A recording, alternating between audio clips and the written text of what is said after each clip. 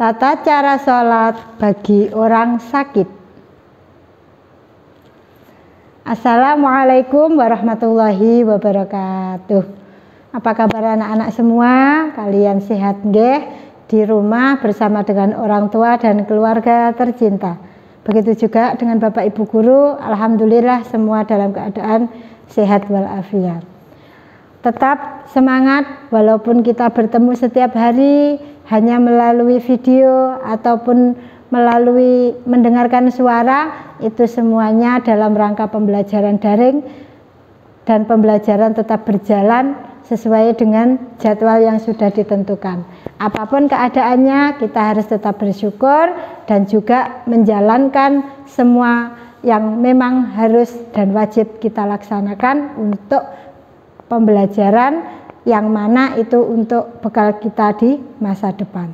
Baik, hari ini kita bertemu lagi anak-anakku kelas 3 yang Bu Rina sayangi dalam materi fikih seperti minggu lalu ya. Untuk minggu lalu kita sudah mempelajari tentang sholat qashar dan sholat jamak qashar. Nah, untuk hari ini kita akan mempelajari tentang tata cara sholat bagi orang yang sakit. Coba ya.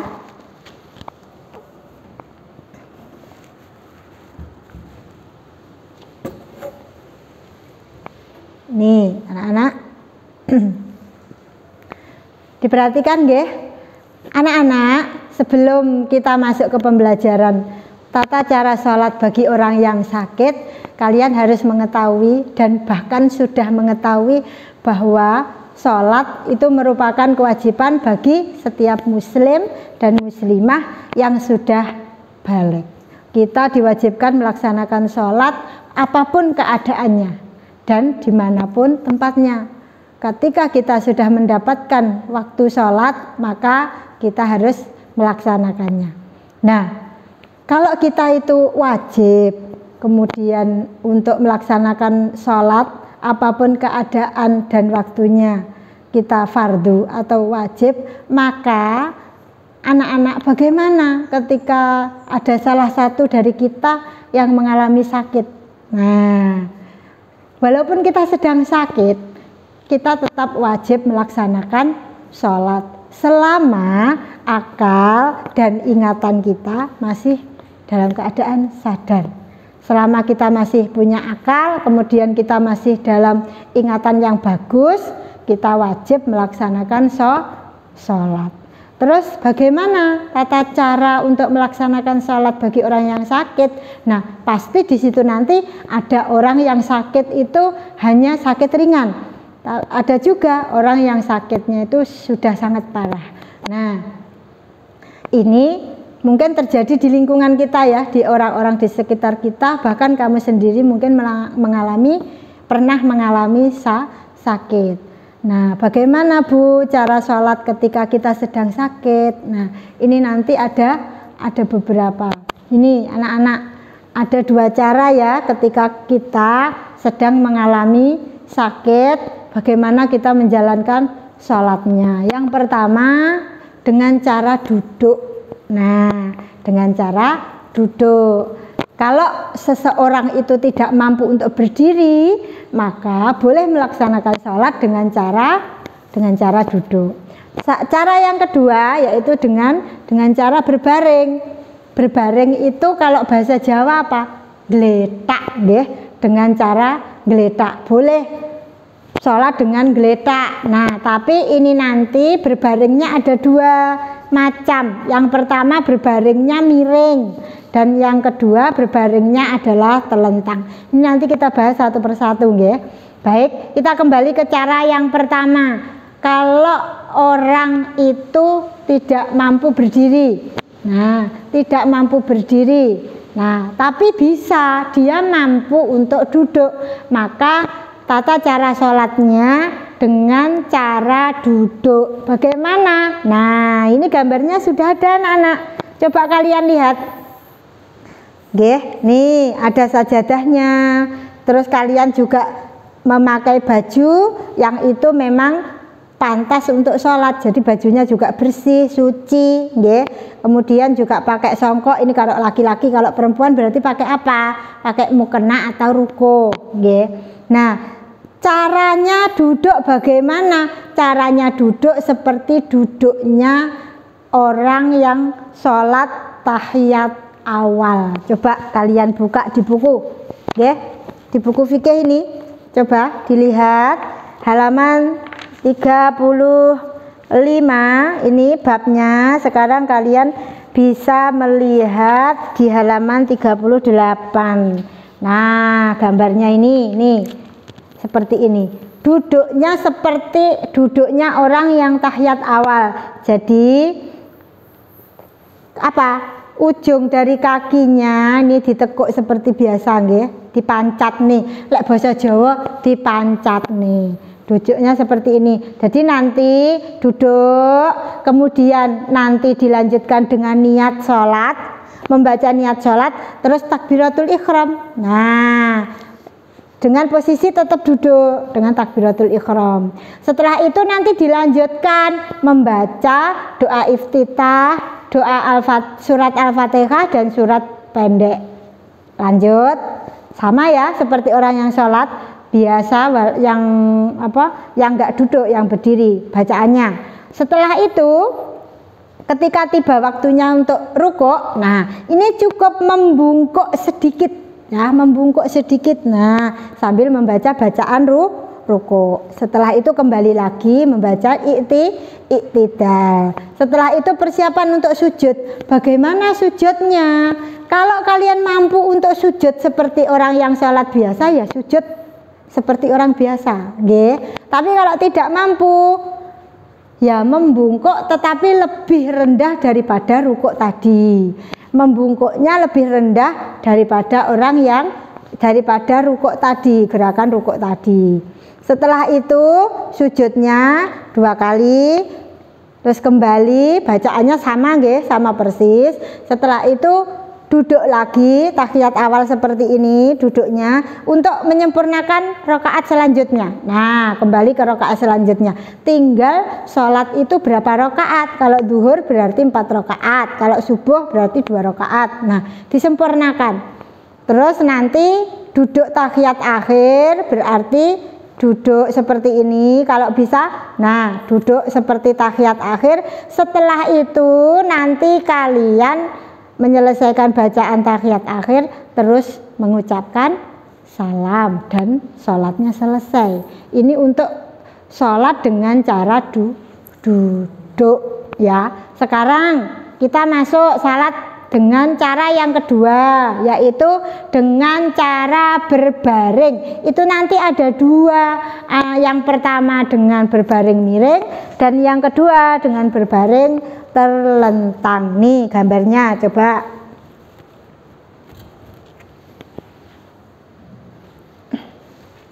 nih anak-anak, coba kalian lihat ya.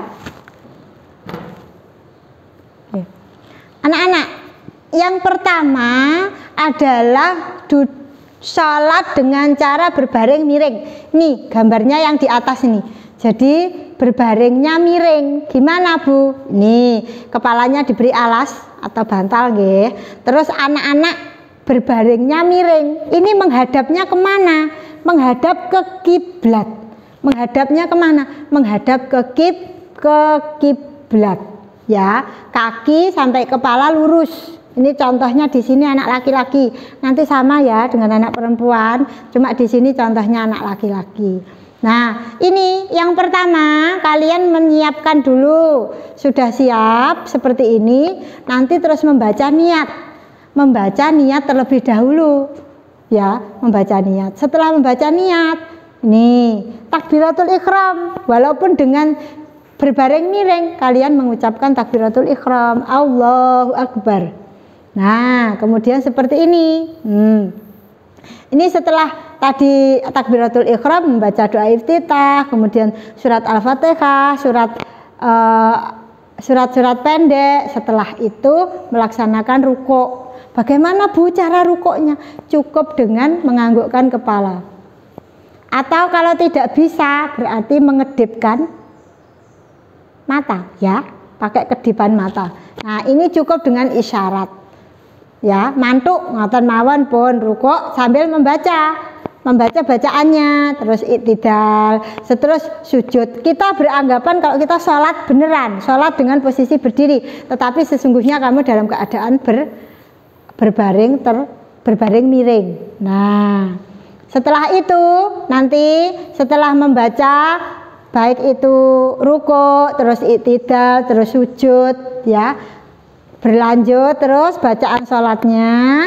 Nanti ketika kalian keadaannya tidak iktidal itu berarti kan tangannya tidak seperti ini nggih, sami Allahu liman hamidah. Nah, ini berarti tangannya ke bawah. Nah, tangannya juga seperti ini, tidak berada di atas perut lagi. Nah, mengikuti terus seperti kalian sholat seperti biasa, cuma kalian dalam keadaan berbaring sampai selesai tahiyat awal, tahiyat akhir, sampai salam.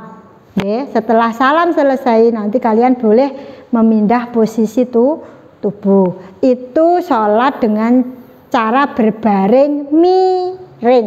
Jadi ini menghadap ke barat anak-anak nggih, menghadap ke kiblat. Cara yang kedua yaitu dengan cara berbaring telentang. Jadi ini kalau bahasa Jawa ini apa? Melumah. Nah, niki coba dilihat pakai bantal alasnya. Terus berarti kita menghadapnya ke atas, mata ini ke atas semuanya, berbaringnya lurus. Nah, ini bagaimana caranya? Kepala berada di sebelah utara. Baik ini tadi yang berbaring miring maupun berbaring terlentang, kepala berada di sebelah utara, sedangkan kaki berada di sebelah selatan. Kemudian melaksanakan sholatnya gimana? Tangannya lurus terlebih dahulu membaca niat, setelah itu takbiratul ihram, Allahu Akbar. Nah, setelah itu nanti membaca doa iftitah, membaca Al-Fatihah, surat-surat pendek, terus nanti rukuk. Bagaimana rukuknya? Dengan anggukan atau isyarat. Setelah itu nanti iktidal, setelah iktidal nanti sujud. Sujudnya juga bagaimana? Ya dengan isyarat, boleh dengan menganggukkan kepala ataupun hanya mengedipkan mata, itu ya. Kemudian setelah itu nanti lanjut lagi ke bacaan, ada tahiyat awal atau duduk bacaan duduk di antara dua sujud ya, lanjut sampai selesai baru nanti mengucapkan salam. Posisinya tetap terlentang seperti ini. Itu sholat dengan cara duduk miring, dengan cara berbaring miring maupun dengan cara berbaring terlentang. Lah Bu, bagaimana kalau orang itu sudah tidak bisa ngapa-ngapain, gak bisa, tangannya gak bisa bergerak, kakinya gak bisa bergerak, dia hanya bisa melek, merem. Nah seperti ini. Nah kemudian dia sadar, dia juga masih ingat, cuma dia gak bisa ngomong. Bagaimana caranya? Dia bisa sholat dengan membaca semuanya itu di dalam hati. Kemudian gerakan-gerakan sholatnya dengan cara isyarat, mengedipkan mata. Seperti itu, Nah, itu dari hati berniat untuk sholat, isyaratnya kedipan mata. Kalau memang tidak bisa Bu, pun merem-rem tapi dia masih ingat, ya berarti dia sholatnya dengan membayangkan di dalam hati, berniat terus membaca bacaannya semuanya di dalam hati, terus menjalankan sholat sebisa mungkin, semaksimal mungkin kemampuan kita ketika sedang sakit. Kalau kita masih ingat dan juga kita masih sadar, masih akalnya masih sehat, apapun keadaannya kita harus melaksanakan sholat. Jika sholat itu ditinggalkan, maka kita berdosa.